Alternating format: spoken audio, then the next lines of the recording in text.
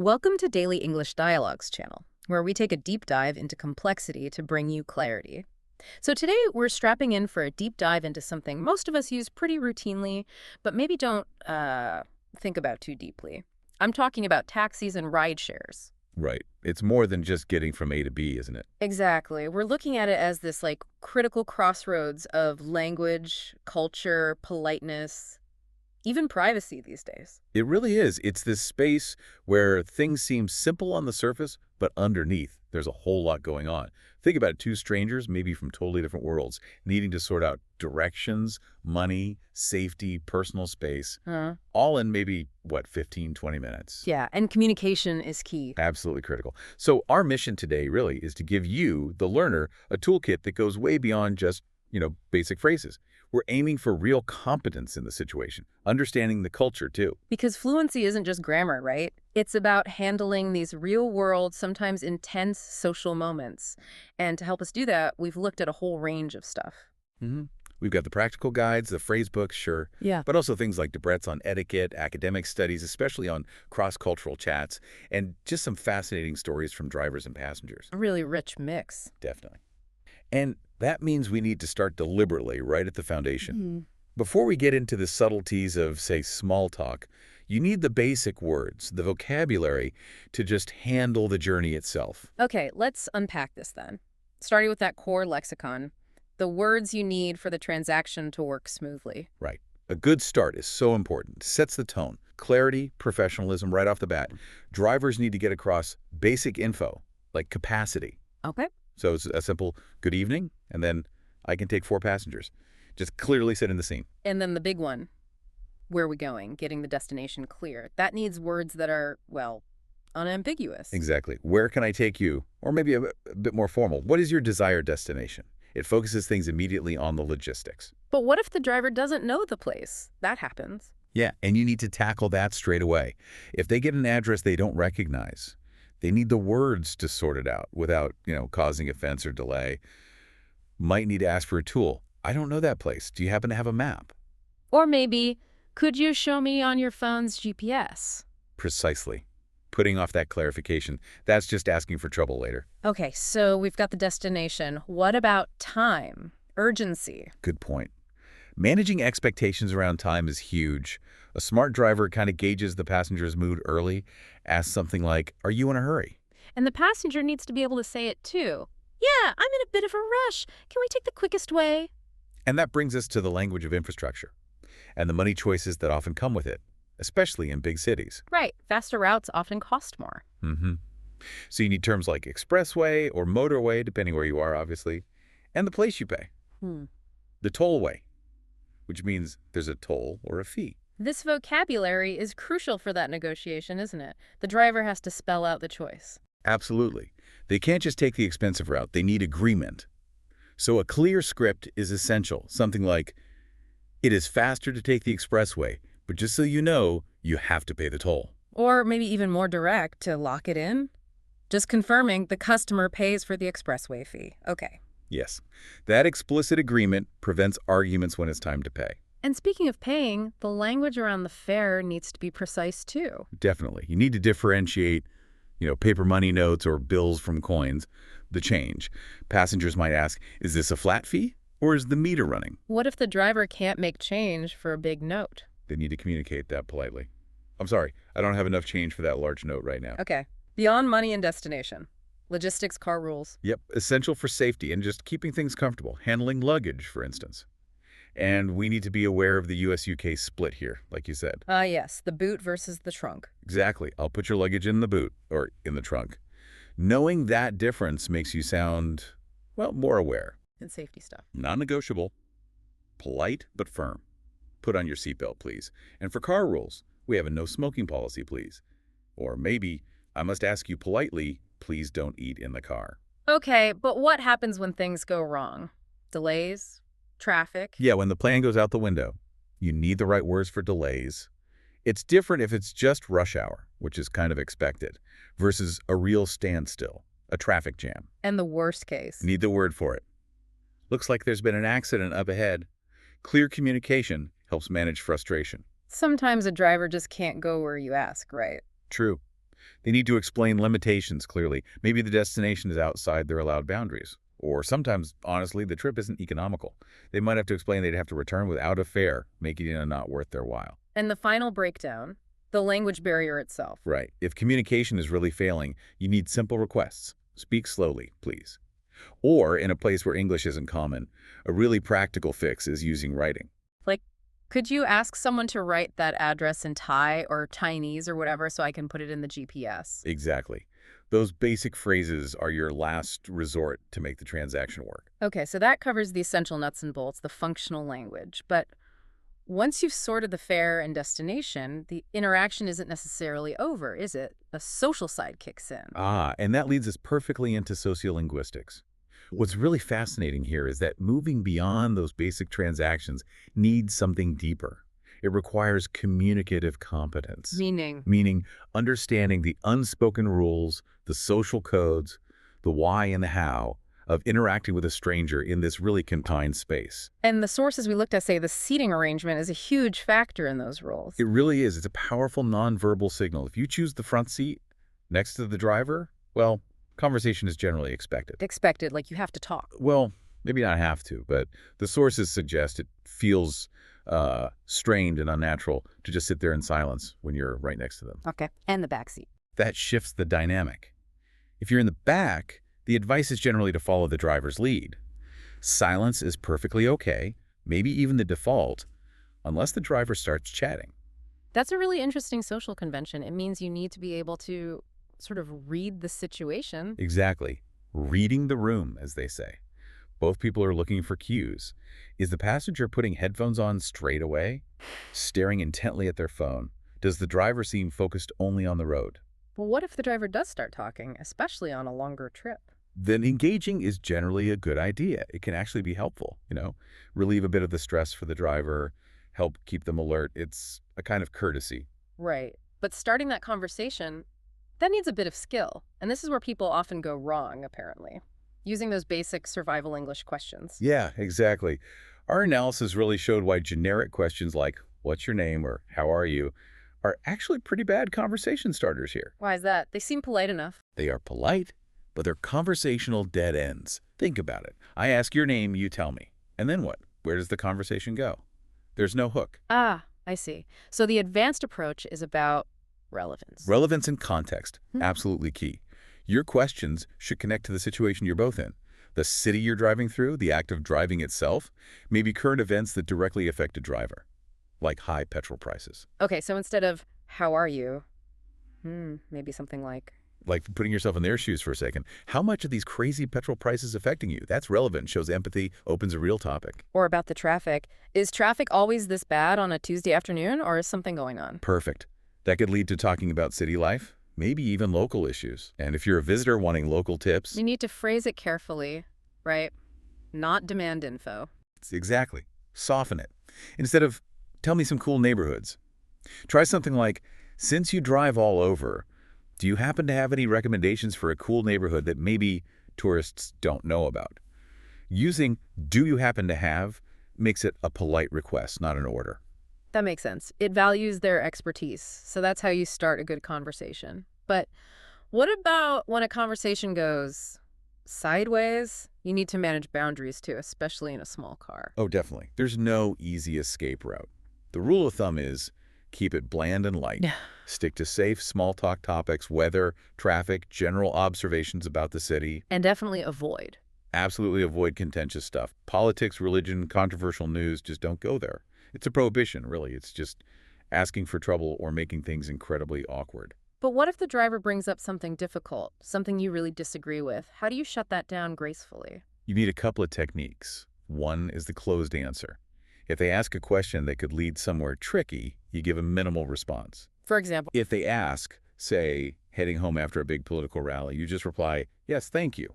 You don't add details about the rally or your views. You give them nothing to latch onto. and if that doesn't work, if you need to be more direct, Then you need a polite but firm refusal. You have to state the boundary clearly. Something like, I'm afraid I really don't agree with you there, so let's maybe leave that topic alone for the rest of the ride. And then, crucially, you immediately shift your focus. Look intently out the window, get your phone out, pick up a book. That nonverbal cue reinforces the message. Conversation on that topic is over. Keeps things functional until you arrive. Okay, that whole dynamic gets even more complex when you add different cultures into the mix. Let's pivot to that Bangkok case study you mentioned. This is where things get really interesting, looking at Thai taxi drivers and foreign passengers. Yes, this study is fascinating because it zooms right in on how communication happens or doesn't happen when there are significant language and cultural gaps, but people still need to interact, often for economic reasons. Right. The researchers looked closely at drivers dealing mostly with non-Thai customers, right? Both native and non-native English speakers. Exactly. And they found the challenges really fell into three main buckets: language barriers, cultural clashes, and what they called attitudinal barriers. Let's start with language. The study confirmed what many might suspect. Pretty much. The majority of drivers had, well, fairly low English skills. They rated themselves on average only about 1.96 out of 5. Wow, okay, so the English they use is basic. Very functional, very restricted. Short sentences, mainly the essential content words, nouns, main verbs, maybe an adjective. They often leave out the little grammatical words. But here's the key thing. Their goal is communication success, not perfect grammar. As long as the message gets across. Exactly. If the passenger understands enough to pay the right amount or get to the right place, the communication worked, even if it wasn't grammatically perfect. And a lot of the errors come from their first language, Thai, influencing their English, that L1 transfer idea. Precisely. You see Thai sentence structures or ways of thinking directly translated into English. Like the examples in the sources, you go where? That's a classic one. Or the really striking example, you money highway. Let's unpack that one. You money highway? Okay, so the driver explained it. You is the passenger. Money means you have to pay. And highway is the known concept, used instead of the more specific expressway or tollway. It's stripped right down grammatically. That it works. It works because the core content words carry the meaning in context. You need to pay the toll for the highway. It shows that effective communication can happen even with very basic grammar, which is a really important point for learners. Okay, but language is only one part. What about the cultural clashes? This is where things get subtle but can cause real friction. The study highlighted how deeply ingrained cultural norms can conflict with passenger behavior. A big one in Thai culture is about feet. Feet. Yes, in Thai culture, feet are considered spiritually low and dirty. Pointing with your feet, putting them up on the dashboard or seats, that's seen as incredibly rude.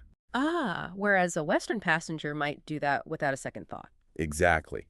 And drivers reported finding that behavior really unacceptable, offensive even.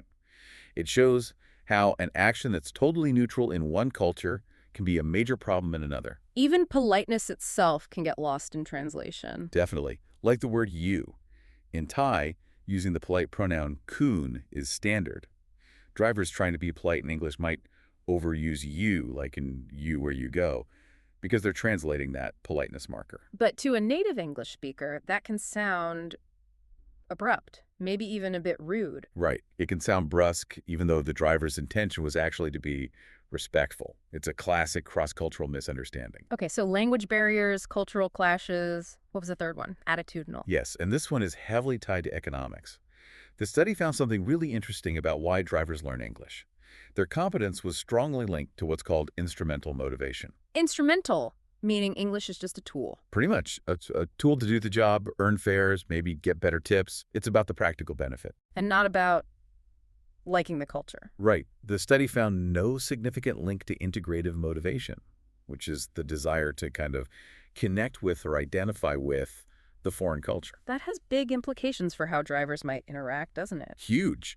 If the motivation is purely instrumental, then how much effort they put into communicating or how friendly they are might depend heavily on whether they expect a financial reward, like a good tip. So their attitude towards foreigners, or farangs as the term was used, Wise was often shaped by tipping. Drivers describe non-tippers as stingy. Sometimes they demand exact change, which clashes with the expectation of tipping some visitors have. But if they got good tips, their attitude towards fairings was often positive. It's that utilitarian exchange again. and we have to remember the conditions they work under. Absolutely crucial context. Most drivers reported working incredibly long hours, 70, even 90 hours a week, very few days off. Which leaves basically no time for Ah, English classes. exactly. It's no surprise that almost 60% said they'd had no formal English training at all. Their English is learned on the job, out of sheer necessity, not in a classroom. Okay, so that's a really detailed look at the human interaction side. But connecting this to the bigger picture, these interactions now happen increasingly through apps, through digital platforms, and that brings up whole new issues, particularly around privacy. Yes, the move to ride-sharing apps hasn't just changed how we book rides. It's changed the data landscape, creating new vulnerabilities. And we saw a really stark example of that with the story from Toronto, the Lyft passenger Anvi Ahuja. That incident was genuinely alarming. She gets out of an 8-minute ride and then receives a text message containing a full transcript of a private conversation she'd been having in the car with her roommates. Sent from one of those masked numbers the companies use. Exactly. The ones meant to protect privacy. Yeah. It felt incredibly invasive, like being spied on in what should have been a private space. And Lyft's explanation was a bit confusing. It shifted. First, there was talk about some pilot audio recording program in the U.S. suggesting maybe a technical glitch. Then they said it was likely accidental phone activity, like a pocket dial triggering voice-to-text. But regardless of how it happened technically, the implications are serious, especially legally. Hugely serious. And Kavukian, the former privacy commissioner, called it flat-out unacceptable. A clear breach of Canada's privacy law, PIPEDA. And PIPEDA requires informed consent. Informed and meaningful consent. Before a company collects or uses your personal info, especially sensitive stuff like a private conversation, they need your explicit okay. Just burying something in a massive terms of service document often doesn't cut it. The passenger said she felt stalked. And you can understand why. It proved some kind of voice recording or transcription was active in that car without her knowing or agreeing. That completely shatters the expectation of privacy. It's a really powerful reminder, isn't it, that even in a short ride, you need to maintain boundaries. Not just conversational ones, but informational ones, too. Absolutely. Keep conversations light, General. Don't overshare personal details, specific addresses, workplaces, sensitive personal stuff. Because, as that incident showed, you can't always be sure who or what might be listening. And beyond the digital risks, there's still the basic physical etiquette of being in someone else's workspace, essentially. Yes, those classic rules of respect still matter hugely to drivers. Keeping the car tidy, no litter. And the big one, don't slam the door. Drivers consistently mention that as one of the most disrespectful things passengers do. Just be mindful when you get out. And we should probably touch on the sheer unpredictability drivers face. The stories they tell. Well, the anecdotes are incredible. They really see the whole spectrum of human behavior. Like the story about the New York driver picking up one of the Temptations. And then being asked to drive him around all night, basically helping him score drugs and find a sex worker. Just completely wild. Or people trying to sneak animals in, like the guy with a snake under his coat. Yeah, or dealing with passengers who are extremely drunk, vomiting in the car, needing cleaning fees, sometimes falling out of the car. Like the one who fell out mid-vomit but still tipped well. Right. It's often chaotic. But amidst all that, you also hear these moments of real kindness. Yeah, stories that go beyond just the transaction. Like drivers refusing to take money from people who are obviously sick or exhausted. The driver on Christmas Eve, who saw the student, was short on cash. And not only gave him a free ride, but waited to see him reunite with his family. That's lovely. Or the driver who picked up the crying woman who had lost her child, refused the fare, and immediately gave her his lawyer brother's card to offer help. Pure empathy. It shows that even in this very functional, often stressful environment, that capacity for human connection is still there. So we've covered a lot of ground today. From the basic words you need to get where you're going. To the complex social rules of conversation, the challenges of culture clashes. And right into the modern issues of digital privacy and just coping with the unpredictable nature of the job.